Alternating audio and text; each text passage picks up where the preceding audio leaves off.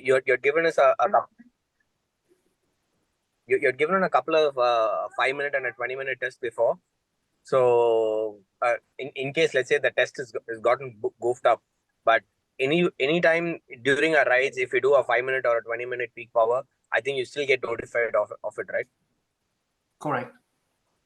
Okay. All your times, all your bests, all your efforts are considered in the model itself. Yeah, definitely, and in further analysis as well. Correct. 100%. Yeah. So you Okay, you okay. could do it all the Got it, time. got it. It's just sometimes easier to do that formal test since you know, right? You know how to prepare, and after a while, it's just getting.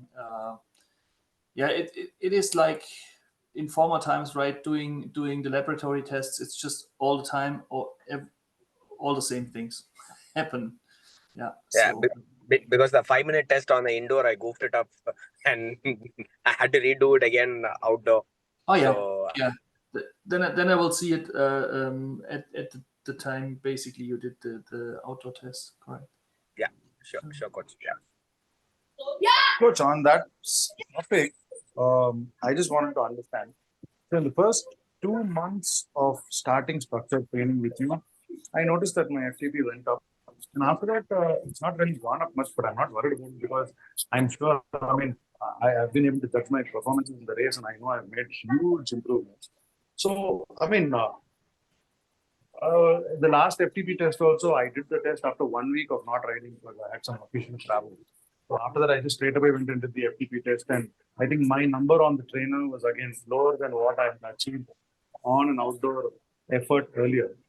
So I mean, how do I judge this, coach? I mean, again, 2 months later, uh, would I have to do the same test outdoors to judge if there's any change or indoors or and in today's concept, is there considered to be a difference between an outdoor test and an indoor test? Yeah. So first of all, the test, the surroundings of the test do matter, right? Obviously. So if it's indoor, if it's outdoor, if it's a race, if it's not a race, they do matter, definitely. Yeah. And the tendency of longer tests on the indoor trainer is that the power basically is 5 to 10% less. That's what I see a lot, depending on the rider, honestly, as well. But around a 5 to 10% decline, that's what it is on longer tests. On those minutes or even on sprints, some can do pretty damn good sprinting on indoor trainers as well. So it's almost the same, right? So sprinting might be a little bit different, but the minute and even the 5 minute, they are sometimes pretty close, right? But having said that, I mean, I don't care about 5 minutes indoors on the trainer, right, to hit it hard. So mentally, it's all the same, right? But I still have a climb outdoors where I know that that I will perform better, right? It's just I've done it 1,000 times maybe in training as well. Yeah, some influences are there, but you're close, right? And yeah, right now, what happened with a lot of you basically is that the overall threshold itself won't didn't move up that much, and that's normal as well, because if you come into like the 50-60 CTL range, right, where you're all at, it's pretty common that it's basically not stagnating, but that it's showing the same results. However, most of the time, and I think that's what you feel as well, if you say, well, I do races a lot and I see I'm recovering better, the numbers won't go up as rapid, but you can sustain them longer. That's one thing. So the time, the duration is longer, and you're not done with that power number, with your threshold number, if there's like a short incline, if there is like a short acceleration, you can do them repeatedly and still be on that level, where initially, yeah, you would be able maybe to cope with one of those efforts, right? But not more. And that's the basic thing as well. So yeah, it's the whole systems are coming up, right? So actually more the anaerobic part is like also a part of it. And that's what I gave you on a workout thing as well, to make you solid on the threshold. So in order to keep to enable you to do those accelerations as well, holding the threshold, and then we can leverage it up again, right? So that's basically the thing. First you need to ride hard, then you need to be basically like race ready, or the, get some of the sustainability in that threshold, and then you can leverage it up as well. That's it. Yeah. Good, because as you mentioned, one of the biggest things that we were really proud about our achievement in the previous race was the fact that we could bridge the gaps. That was the race organization where a lot of different category riders were sandwiched in between the road bike riders. So we got dropped initially itself at the start line. There was a lead group which went away, and then we had to chase and adjust the gap. So a few of us together had to work for about 10 to 11 kilometers to bridge the gap, and we were able to do it. So that was something that we were really proud of. And again, after the U-turn point, it's a narrow U-turn point. So quite a bit of the group got dropped once again. We all had to slow down, and only a few could take the U-turn at a time.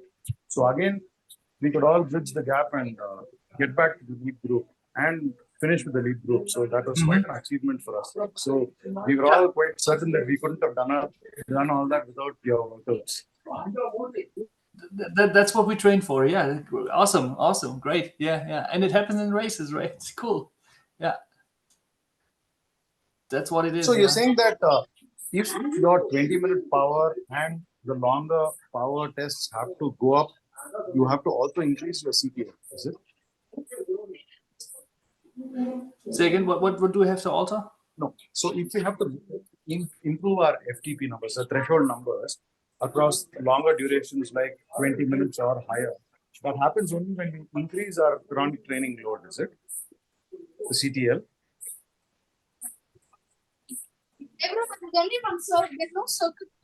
I didn't get with the CTL, because the CTL is only secondary. I think what Vikram is trying to ask is, so right now, pretty much everyone is doing about, I mean, they have CTL of about 60, somewhere in the range of 50 to 65, maybe 70.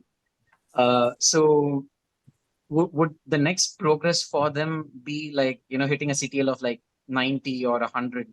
I know that's a lot more training than it seems. It's not just, 30 points in CTL, but what do we need to do next if we want to like further improve our fitness or get to the next level?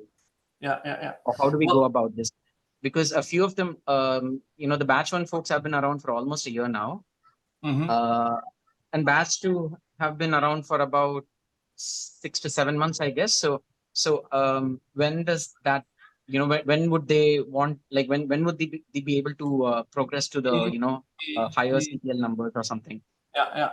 Well, actually, the thing continues now with leveraging up also the VO2, but you should also see at least a 10 to 15 incline in CTL.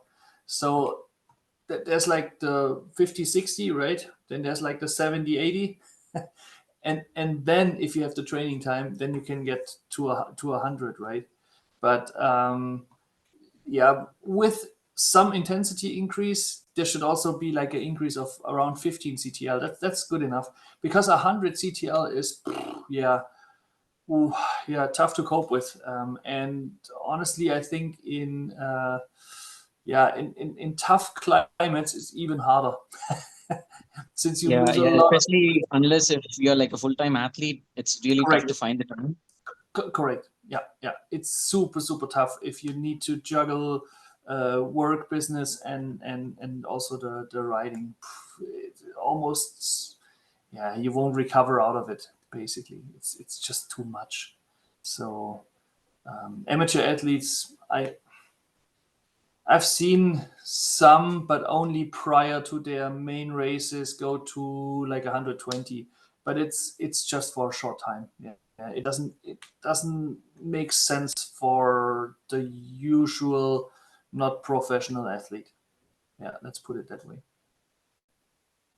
Recovery is the main issue. Yeah, and there was one question in the chat. So power tests, basically, you can do power tests all the time. Don't do them twice a week, but like every 2 to 3 weeks, you could also throw one in. It's a great training as well. I mean, it's not a wasted ride or wasted workout at that time. It's just you need to place it obviously beforehand so you're not fatigued. That's the only thing I would say. But without being pre-fatigued, you can do those for sure. Thank you, Coach. I'll get on it very soon. Yeah, riding is testing all the time. So thank you.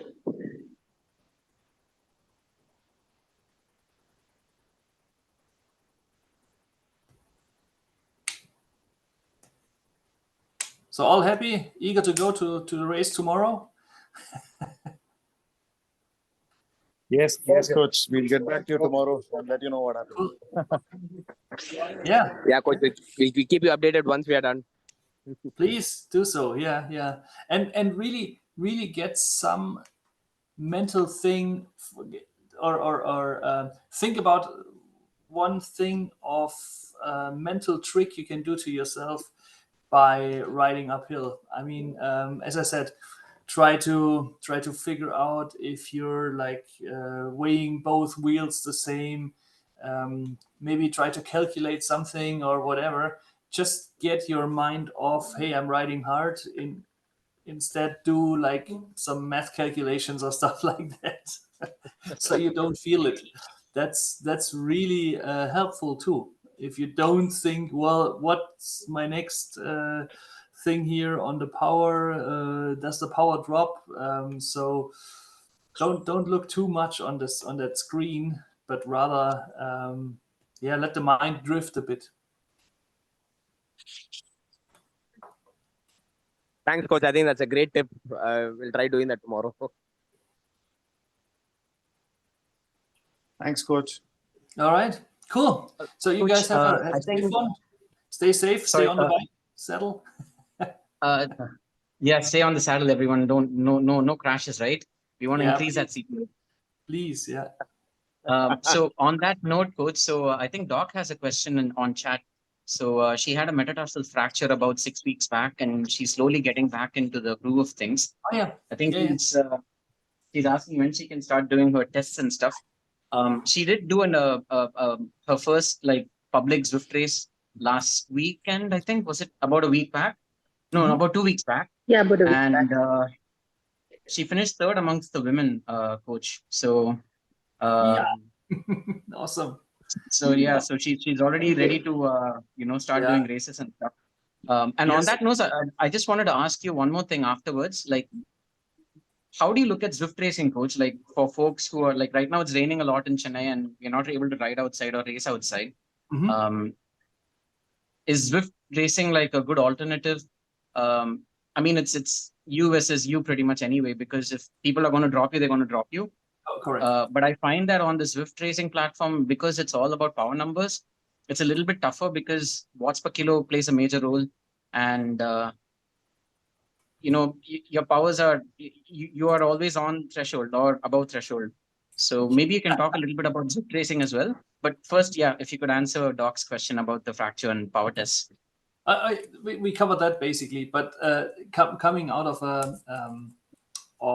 a training pause or a forced recovery from fractures or whatever, it's always nice to start with 2, maybe even a third week of riding before doing the power tests. But then you can do them right away, and then I'll also see those numbers. Okay, so that's for that. And Swift racing, yes, it is good. It is great. It is again another thing mentally to drift off, basically to follow a wheel. To do some harder efforts without thinking about I'm doing a hard minute, so you don't know at the beginning of the effort on a race, right? So yeah, by any means do that, but limit it to basically once every 2 weeks. That's what I would say. Because if you do it, then really do it hard, and then it's really taxing workouts. So you'll need to do a really easy ride the day after to recover from that one. So, because I've seen people doing back-to-back Zwift racing just because it's accessible. And Yeah. The other thing is there a specific duration or, like length of course that we should be choosing, Coach? Because most of the races here are pretty short. We do about maybe 50 to 60 kilometers at best. Yeah. Not that even for an ITT, it's at best like 40 kilometers. Mhm. Do we need to be looking at longer races on Zwift because it's going to No. tax us a little differently? No. Or It taxes you too much, honestly, and it's like, yeah, I mean, everything is flooded afterwards, right, around the indoor trainer then. So you see, it's if you ride indoors hard for an hour, it's already taxing you like you did 2 hours outdoor of even racing, right? Because even if you do a hard race outdoors, there's still always the time, right, to have like a gel, to eat something, drink something, which means you don't pedal at that time. And during a Swift race, there's just no time where you don't pedal. you're always on the pedal. Yeah, You're it's like always literally on it, 1 hour of always hard. Yeah. So yeah. I would honestly limit it to 1 hour indoors as well. I mean, it's the same thing like you do outdoors, I know, but for you outdoor riding, at least what I've seen in India, is like the best thing to go to the mountains and do 3-4 hours there. Mhm. That's I think the best longest ride. Tiruvannamalai camp in December, Coach. Yeah, for example. Yeah, and that's where you can do 6 hours as well, right? But it's if you do a hard 3 hour one, that's a great one too. I mean, no stopping, just really hammering hill after hill. That would be a great one. Yeah. Thank you, Coach. Sure. All right. So weekend is coming. Hey, you can meet me on Swift as well now. I've started training again, but since it's really, really bad weather outdoors, we have like flooded, well, not flooded streets, but in the forest, it's basically a lot of mud there. So no time to ride outdoors. I'll take a Swift ride every once in a while as well. We should do a group ride then, Coach. It's been a Yeah, while. yeah, correct. Let's do one next weekend. Oh, next weekend. Yes. No, let's do one in 2 weekends. 2 Yeah, weekends? Okay. we'll Fine, schedule Coach. one. Yeah, yeah. Sure, So sure. at I'll the set up beginning a of group Awesome, December. ride. correct. Mm-hmm. Cool. Before we wind up, Shobha, do you have any questions, Shobha? I know you've been training for about 2 months now. So how's everything coming along? Anything that you want to ask, Coach? No, actually nothing. I'm still in the learning phase. So maybe next time I might have questions. I think it's all answered. Seniors have already asked, and I'm just learning from all of them.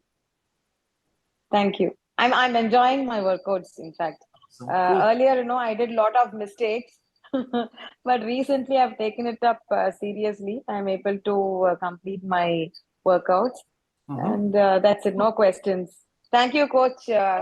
Thank you for all your trainings. I'm really enjoying. Though it is tough, I'm giving my best. Hopefully, I'm able to improve next time. Oh yeah. That's it. Yeah, that's it for now. Awesome. Thanks. Thank you. Thank you, Sri. No problem. Thank you. Just stay on it, and that's where the progress happens. Yeah, sure. Correct. That's it. Yeah. Okay. Any other questions, guys, or can we wind up? No, we are good. I think good from my end. Awesome. Thank you, guys. Thanks for joining. All right. All the Thank best you. to those racing Thank you. tomorrow, and rubber side down. We'll see you guys soon. Correct. Nice weekend. Stay safe. Yeah.